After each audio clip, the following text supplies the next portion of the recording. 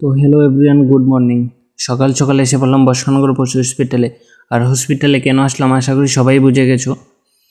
তো আমার টপিক ছিল শরীর খারাপ, যার জন্য আগে ডাক্তারের সাথে কথা বলে রিসিপ্টটা নিয়ে নিলাম। আর টপি থেকেও এখানে বসে আছে, আর বাবাকে পাঠিয়ে দিলাম ওষুধ আনতে, 2টা ইঞ্জেকশন কিনে আনতে হবে, যার জন্য বাবা গিয়েছিল দোকানে। আর আমি এখানে টপির সাথে কথা বলছিলাম আর ভিডিও করছিলাম। আর আমার টপির কী হয়েছে এটা অনেকেই প্রশ্ন করেছিল, কারণ টপির শরীরটা প্রচণ্ড খারাপ, কারণ ওকে আরেকটা কুকুরে কামড় দিয়েছিল, যার ফলে ওর কী জানি একটা হয়ে গেছে। আর এখন কিছু খায় না, চুপচাপ থাকে, শুয়ে থাকে, তার জন্য।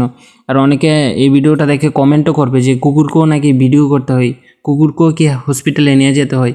আর ভাই, আমি তোমাদেরকে বলছি, মন থেকে কাউকে একবার ভালোবেসে দেখো, তার প্রতি তোমার একটা মায়া থাকবে। আর টপিকে তো আমরা সবাই ভালোবাসি আমাদের বাড়ির, তার জন্যই তার প্রতি আমাদের একটা মায়া আছে আলাদা। আচ্ছা যাই হোক, যে যাই বলুক, আমি কারোর কথা কান দিই না। আর যাই হোক, ওকে রুমের মধ্যে নিয়ে যাওয়া হলো। আর এখন ডাক্তার আসবে, এসে আগে বললো ওকে স্যালাইন দিতে হবে, কারণ ওর পেটটা, ওর শরীরটা দেখে মনে হয় অনেক দিন ধরে কিছু খায় না। তো যাই হোক, আগে স্যালাইনটা দিল, স্যালাইনটার পর ইঞ্জেকশন করবে, ইঞ্জেকশন করলে তারপর আশা করি টপি ভালো হয়ে যাবে। আর এই দেখো, খুব ভদ্র ছেলের মতো শুয়ে আছে, চুপচাপ, লড়াচড়াও করছে না। টপি এতই ভালো, তোমরা ভিডিওটা দেখে বুঝতে পারবে।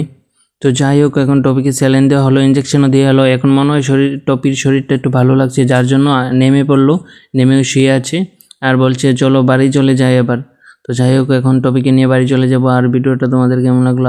ভিডিওটা ভালো লাগলে আমাকে লাইক, কমেন্ট, শেয়ার আর ফলো করতে একদমই ভুলবে না।